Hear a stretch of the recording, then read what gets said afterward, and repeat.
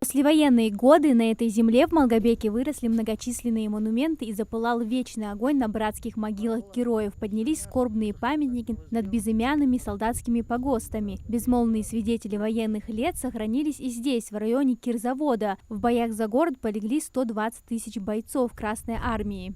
Очень много было таких случаев, когда люди не могли найти, 70-80 лет искали, не могли найти, и здесь вот находили своих родственников, что они защищали город Малгобек.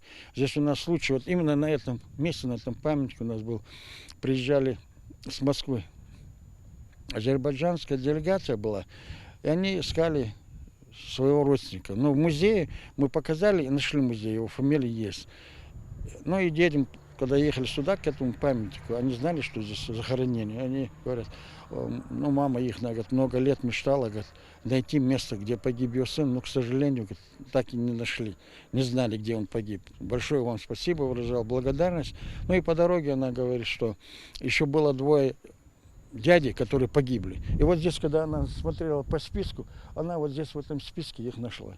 Внушительный список имен выбит и на мраморных плитах мемориального кладбища. Оно заложено в 2015 году поисковым отрядом «Малгобек» для захоронения защитников Отечества, павших в ходе Малгобекской стратегической оборонительной операции с сентября по декабрь 1942 года. Защищали город воинской славы солдаты разных национальностей – ингуши, грузины, армяне, азербайджанцы, русские. Здесь эти фамилии непосредственно защитников этого Малгобека, этого нашего с вами города.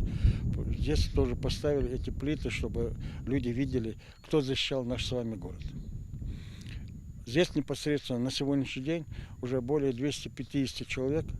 Поисковый отряд наш Малгобек, который, и другие поисковики, которые приезжают на проведение своих работ, они поднимают этих бойцов. Мы здесь торжественно проводим перезахоронение. На металлической пластинке у обочины дороги, что ведет от селения Вознесеновское на Малгобек, слова «Погиб за родину разведчик-партизан Мордвинов». Володя встал на защиту родины, будучи еще только школьником. Он был партизаном, молодой человек, видите, школьник, и занимался тем, что оказывал помощь нашей советской армии, добывая разведданные о нахождении немецко-фашистских захватчиков. Интересная судьба у этого молодого человека.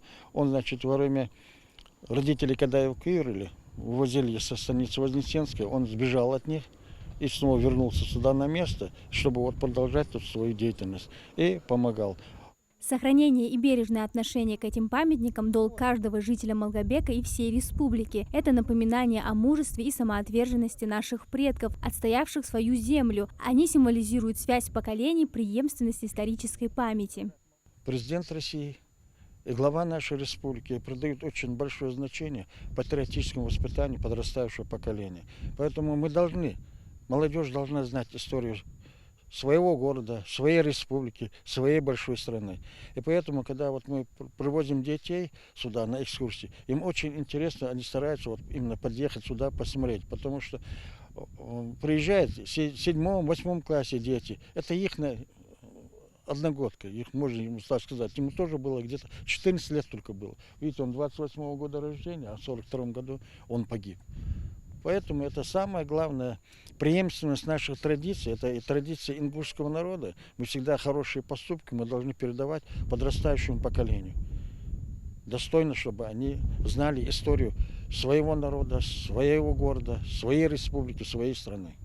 В этом году исполняется 80 лет со дня Великой Победы. Эта дата является важной не только для нашего народа, но и для всего мира, ведь мы являемся важным звеном над победой фашистской Германии. Именно поэтому по поручению главы Ингушетии Махмуда Али Калиматова сохранению мемориальных объектов уделяется большое внимание. Так по всей республике проводится санитарная обработка монументов. Амина Зязикова, Мовладгири Ахильгов, Магаз 24.